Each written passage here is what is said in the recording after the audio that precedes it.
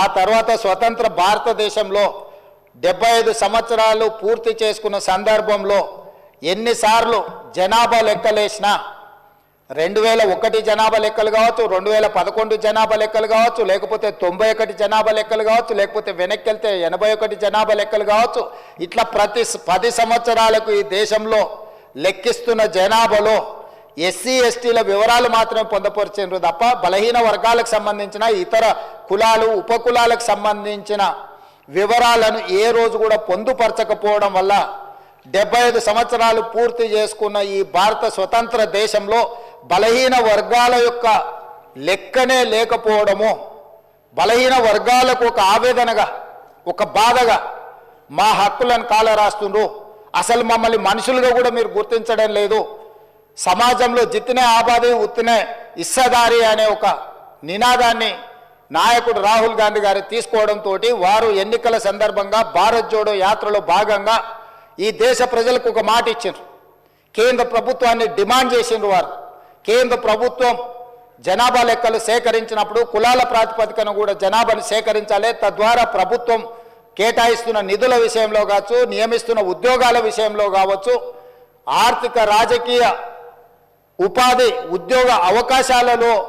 వాళ్లకు సరైన న్యాయం చేయాలి. కాబట్టి దీన్ని ప్రభుత్వము ముందుకు తీసుకువెళ్ళాలి, ప్రభుత్వం పాటించాలి అని డిమాండ్ చేశారు. కానీ కేంద్ర ప్రభుత్వం ముందుకు రాలేదు. అయితే వారు ఆ రోజు ఈ తెలంగాణ రాష్ట్రంలో తమరికి తెలుసు,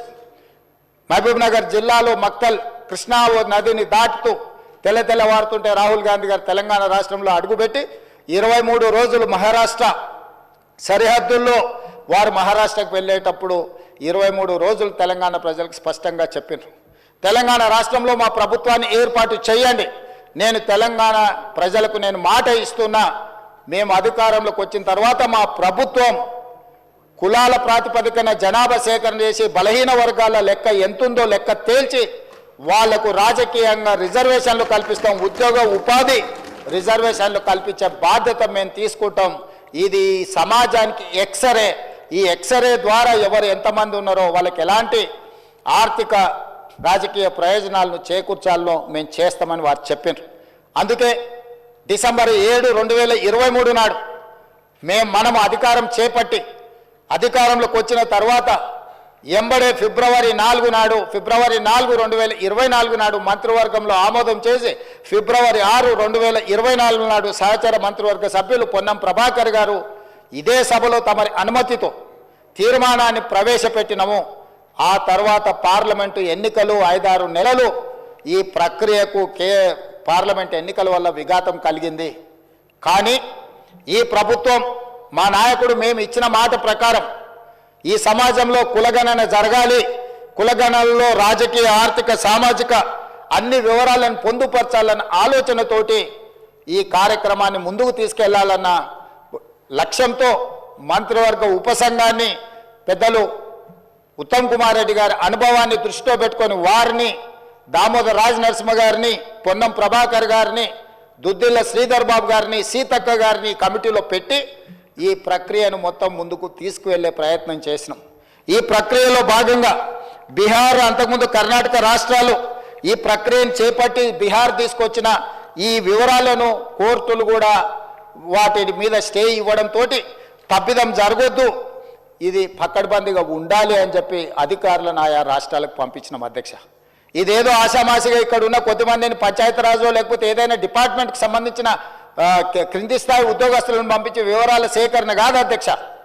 ఈ దేశంలోనే ఈ దేశానికి ఆదర్శంగా ఉండి ఒక దిక్సూచిగా మారాలని తెలంగాణ రాష్ట్ర ప్రభుత్వం ఇతర రాష్ట్రాలలో ఇట్లాంటి ప్రక్రియ చేపట్టి ఈ ప్రక్రియ న్యాయస్థానాల ముందు నిలవకపోవడం,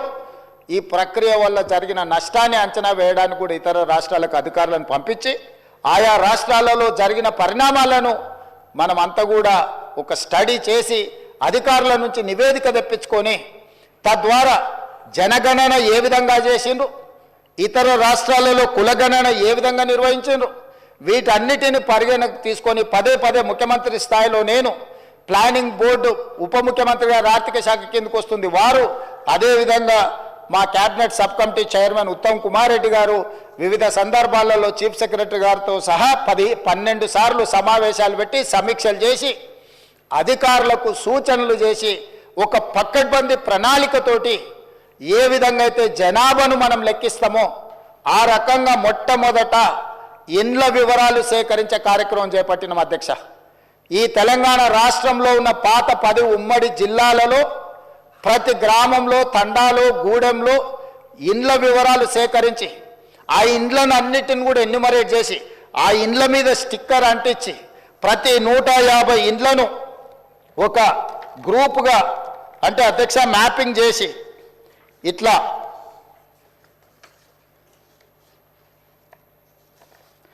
ప్రతి ఇంటిని కూడా ప్రతి ఇంటికి స్టిక్కర్ అంటించి ప్రతి 150 ఇండ్లను ఇట్లా మార్కింగ్ చేసి ఈ రకంగా 150 ఇండ్లను ఒక యూనిట్ కింద ఒక బ్లాక్ కింద గుర్తించి ప్రతి యూనిట్ని ఈరోజు నేను ఇంతకుముందు చెప్పినట్టు 94,000 పైచిలకు యూనిట్లుగా గుర్తించి వీటి ప్రతి ఏరియాకు ఒక్కొక్క ఎన్యుమరేటర్ని ఇచ్చేసి ఈ 150 ఇండ్లను రోజుకు 8 నుంచి 10 కంటే ఎక్కువ చేయకూడదు. ఎందుకంటే 10 కంటే ఎక్కువ చేస్తే వాళ్ళు తొందరపాటులో హడావిడిగా చేయాలన్న నిర్ణయంతో వాళ్ళు తప్పర్లు జరగడానికి అవకాశం ఉంటుందని చెప్పి వివిధ డిపార్ట్మెంట్లకు సంబంధించిన వాళ్ళు teachers, agriculture extension officers, anganwadi teachers, IKP ఏపీఎంలు, bill collectors and assistant bill collectors, ward officers, Indira Kranti పథకం book keepers, chairman, environment engineers, Panchayati Raj secretary, junior assistant, record assistant, typist, work inspector, ఇట్లా ప్రభుత్వంలో ఉన్న వివిధ శాఖలకు సంబంధించిన అధికారులను ఈరోజు మనం వాళ్ళందరినీ పెట్టి ప్రతి ఇంటికి ఇలాంటి స్టిక్కర్ను అంటించిన అధ్యక్ష. మొదట